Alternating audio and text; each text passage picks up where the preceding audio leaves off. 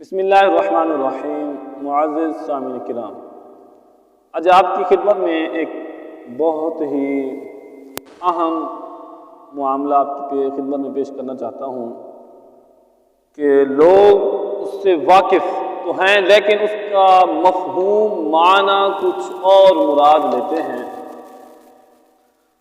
تو میرے آقا پاک صلی اللہ تعالیٰ علیہ وسلم کے غلاموں کہ رسول خدا سرور انبیاء صلی اللہ تعالیٰ علیہ وسلم نے یہ حدیث ترمذی شریف کی عربی کی کتاب پہلی جلد مکتبہ رشیدیہ یا حقانیہ پہلی جلد میں عربی کی یہ کتاب ترمذی شریف کی، اس میں حدیث پاک کتاب الحیض باب الحیض میں موجود ہے کہ رسول خدا سرور انبیاء صلی اللہ تعالیٰ علیہ وسلم ازواج مطہرات کے ساتھ حالت حیض میں مباشرت کرتے تھے۔ حیض کی حالت میں رسول خدا سرور انبیاء صلی اللہ تعالیٰ علیہ وسلم مباشرت کرتے تھے۔ میرے آقا پاک صلی اللہ تعالیٰ علیہ وسلم کے غلاموں، اب مباشرت لفظ کا لغوی معنی اور عرفی معنی سماعت فرمائیں۔ عرف میں یعنی ہمارے معاشرے میں لوگ مباشرت کا مفہوم کچھ اور مراد لیتے ہیں اور اس کا لغوی معنی کچھ اور ہے۔ لغوی معنی ہے، مباشرت کے لغوی معنی جسم کا جسم کے ساتھ ملا دینا، جسم کا جسم کے ساتھ ملا دینا۔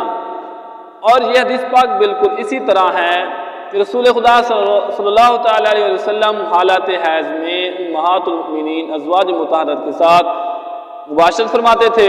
مباشرت کا معنی ہے بوس و کنار۔ اس سے مراد کیا لیتے ہیں ہم؟ محدثین کیا فرماتے ہیں؟ اس سے مراد ہے بوس و کنار فرماتے تھے، بوس و کنار کرتے تھے۔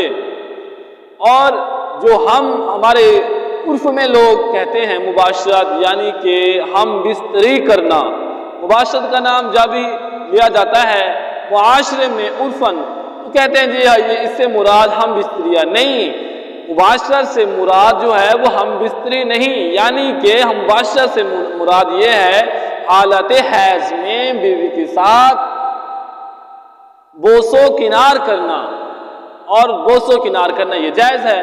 اور یہ مسلم شریف کی پہلی جلد حضرت علامہ غلام رسول سعیدی رحمۃ اللہ تعالیٰ ان کی یہ جو شرح ہے، اب یہ میرے ہاتھ میں موجود ہے، یہ جو شرح اس میں پہلی جلد میں موجود ہے، حضرت امہات المؤمنین امی عائشہ صدیقہ رضی اللہ تعالیٰ عنہا بیان فرماتی ہیں کہ جب ہم ازواج رسول صلی اللہ علیہ وسلم میں سے کسی کو حیض آتا، ماہواری آتی، حیض آ جاتا تو رسول اللہ صلی اللہ علیہ وسلم اس کو چادر باندھنے کا حکم دیتے، اسے چادر باندھنے کا حکم دیتے، پھر اپنے ساتھ اسے لٹا لیتے تھے۔